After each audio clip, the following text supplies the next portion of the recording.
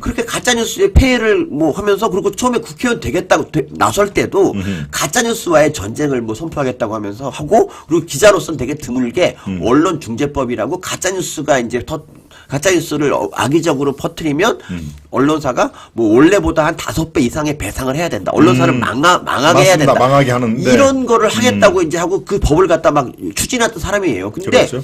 본인이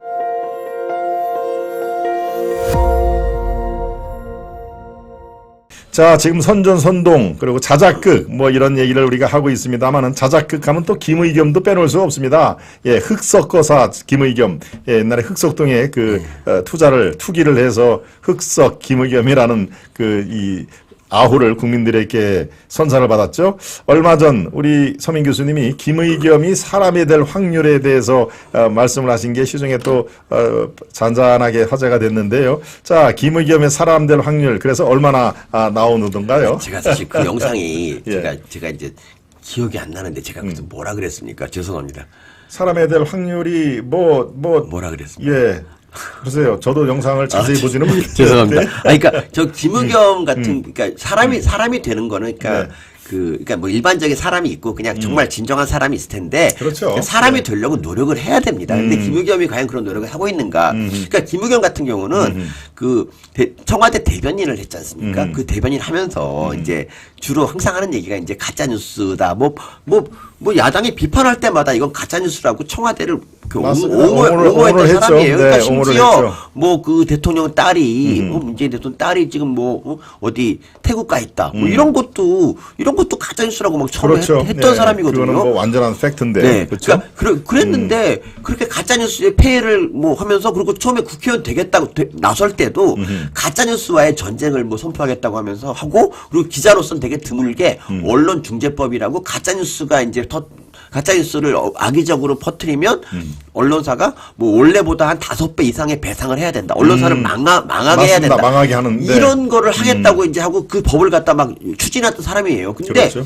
본인이 지금 계속 가짜뉴스 만들고 있지 않습니까? 그러니까 대표적인 게 뭡니까? 청담동 예, 술자리부터. 청담동 술자리에 300명의 변호사와 함께 한동훈과 윤석열이 술을 마셨다. 네, 예, 이것도 있고 뭐 그러니까 자잘한 가짜뉴스가 많죠. 굉장히 예, 많잖아요. 한두 개가 아닙니다. 네. 그러니까 그렇게 그리고 왜 그렇게 하는지도 잘 모르겠지만 그렇게 근데 문제는 뭐냐면 이거를 이 가짜뉴스가 이렇게 하는 이유가 그 지지자들 있지 않습니까? 지금 뭐 아시다시피 40% 이상이 그 청담 술자리 믿고 그리고 얼마 전에 한동훈 장관이 일광 횟집에 있었다는 이유로 청담 술자리는 진짜다라고 다시 우기고 있으니까 그러니까 이거를 믿어주는 사람이 있고 그리고 그렇죠. 후원을 해주니까 이제 그 뭐 더 신나서 뭐 1억 5천 후원금 다 채웠다면서요. 네. 그러니까 이런 것 때문에 하는지 몰라도 최소한 김의겸처럼 가짜뉴스에 대해서 뭐 그 국회 들어올 때 그 목표가 가짜뉴스 근절이라면은 다른 사람 불러서 이 사람이 이러면 안 되죠. 그렇죠. 그러니까 너무 네. 해도 너무 파렴치하잖아요. 그리고 매번 그 이런 식의 한동훈 장관한테 질문할 때도 처음에 어땠냐면은 천공을 아십니까? 이렇게 한동훈 모른다 그래요. 그러면 천공하고 얘기를 해봤습니까? 아니 모르는데 뭘 얘기를 해요? 얘기 안 해봤다니까. 그러면 천공이 이렇게 말한 거 아십니까? 이렇게 나와요. 그러니까 이런 질문을 국무위원이 한동훈 장관이 할 일도 많은데 그렇죠. 그런 네. 저런 국회 저런 바보 같은 질문을 받고 있다는 게 난 너무 저도 마음이 아팠어요. 그러니까 그렇죠. 네. 지몸이라고 지켜주지 못해서 미안하다는 말이 절로 나왔어요. 진짜 그때. 그러니까 근데 이 사람이 그 질문하는 대부분이 다 네. 이런 식이에요. 그러니까 도대체 이 사람은 우리 국가를 위해서 이 질문하는 것일까? 별로 그런 생각이 안 들어요. 그렇죠. 네. 그러니까 한겨레 신문도 좀 반성해야 됩니다. 한겨레 신문이 앞장서서 김의겸 퇴출운동 해야지. 아니 자기 타이틀 걸고 자기 출신인데 그냥 놔두면 됩니까 이거? 그렇습니다. 예, 저도 참 30년 기자 생활을 한 사람입니다만은 글쎄요, 김의겸은 같은 동료 언론인으로서 그래도 국회에 들어가서 제 몫을 다 한다 그러니까 아유 언론인 기자 출신이 역시 국회의원들의 여러 명 있어야 되겠구나 아주 하는 게 잘하네라는 얘기를 사실 들었으면 좋겠다라고 처음에 그 친구를 제가 이렇게 격려를 마음속으로 해줬습니다만 그 뒤에 하는 걸 보면은 저러니까 욕을 먹는구나 저러니까 사실 그 뭡니까 여러분 기레기라는 얘기는 들어보셨죠? 쓰레기 플러스 기자 얘기를 그래서 듣는구나 그래서 김의겸이는 뭐 저랑 기자 생활 연배도 비슷하고 이렇게 제가 이 직간접적으로 아는 그 사람입니다만은 저렇게 왜 그럴까요? 왜 그런 가짜 뉴스를 척결하러 국회에 들어가겠다라고 했는데 실제로 금배지를 다른 이후에는 오히려 가짜 뉴스를 양산을 한 왜 그럴까요? 제가 제 시간에도 이 설명을 해드린 적이 있었습니다만은 서민 교수님 어떻게 생각하십니까? 왜 그런 일을 아주 알면서도 자행을 할까요? 저는 이게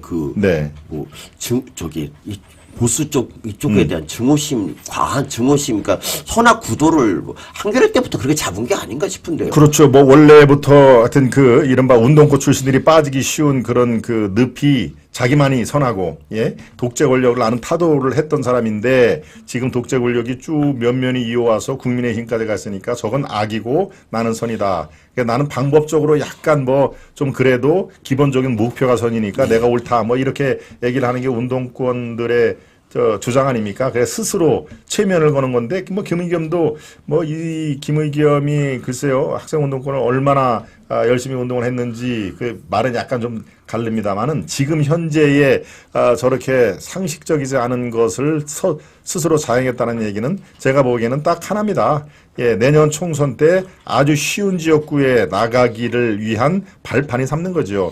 군산입니다. 군산. 그래서 군산에서 출마를 하기 위해서 그러려면은 공을 세워야 되는데 좋아. 김의겸 대변을 시켰더니 이런 것도 많이 하고 아주 한동훈 작사를 내고 하는 그런 기여가 있네라고 하면은 군산 공천할 때 유리할 거 아닙니까? 지금 현재로서는 저 친구의 머릿속에는 그렇습니다. 어서 빨리 군산의 공천을 받고 싶은 거죠. 군산에 하려면은 자기가 뭐래도 공적이 있어야 되는데 그게 이제 마음이 너무 앞서가지고 그런 청담동 술집 얘기도 하고 저 가짜 뉴스에 제가 지금 생각이 납니다. 덴마크 대사인가요? 무슨 이유 대사. 이유 대사가 하지도 않는 말을 이 친구가 아주 버젓이 공당의 대변인이 얘기를 했죠. 이유 대사조차 윤석열 정부를 비판을 하더라라고 얘기를 했는데 다음날 보도가 되니까 그 이유 대사가 깜짝 놀라지 않았습니까? 내가 언제 이 말을 했는데 나 이 말을 하지 않았어.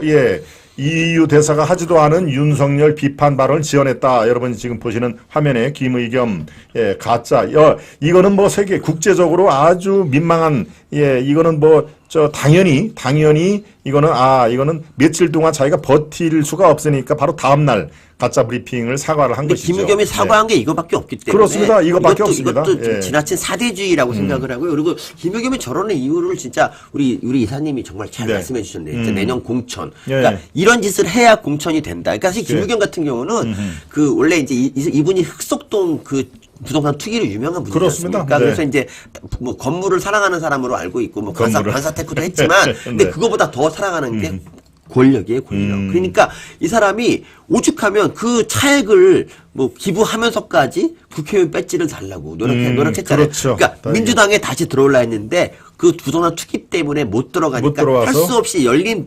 민주당의 비례 4번을 받았지 않습니까? 그렇습니다. 그래서 이제 그 3번 김진애 이분이 이제 그만둘까 말까 그러다가 이제 결국 서울시장 나가면서 그만뒀잖아요. 그렇죠. 그러니까 그래서 이제 자기는 이제 이번엔 지역구로 한번 가겠다 이런 건데. 맞습니다. 정말 저는 저렇게까지 해서 국회의원 해야 될까요? 정말 저는 이해가 그렇죠. 진짜 그러니까 우리 아무리 그래도 군산 시민들이라도 좀 안 뽑아주면 좋겠는데 저는 근데 문제가 이번에 전주에서 강성이 된 거 보면 그렇죠. 저는 될 것 같아요. 전주에서 물론 민주당 후보가 민주당의 자책이 있어서 민주당 후보로는 내질 않았습니다만은 민주당이 지원하는 무소속 후보가 있었죠. 이름이 임정엽. 그 옆에 있는 군의 군수 출신이 있는데 그 사람이 이제 사실상 민주당 후보다라고 했는데도 제가 제 시간에 말씀을 드렸죠. 진보당 후보가 됐습니다. 진보당은 뭡니까? 통진당 이석기의 후예들 아니겠습니까? 그러니까 우리 이 자유파 이 국민들이 그래도 대한민국을 더욱더 많이 사랑하실 텐데 나라가 가는 길은 꼭 우리가 희망한 대로 가지는 않는다. 더 경각심을 가져야 된다.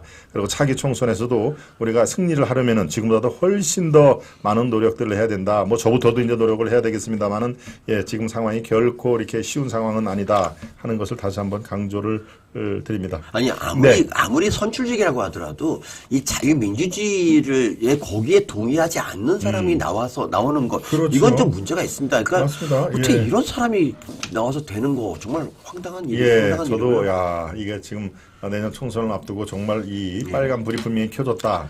차라리 1년 전에 빨간불이 켜진 게 낫습니다. 총선은 한 달 남기고 2달 남기고 돌이킬 수 없을 정도로 자 여기저기서 빨간불이 켜지고 적색말이 경보고 이렇게 하면은 정말 시간 쓸 수가 없는데 그래도 1년이라는 시간을 남겨두고 이쯤에서 지금 이대로 가면은 안 된다라는 그런 그 경고등이 켜진 것은 그나마 다행으로 저는 판단이 되기 때문에 예, 용산의 대통령실을 비롯해서 예, 언론이면 언론 뭐 각계각층에서 다시 한번 제자리를 점검을 하는 예, 그런 이 상황이 반드시 우리가 필요하다라는 거 생각을 해봅니다.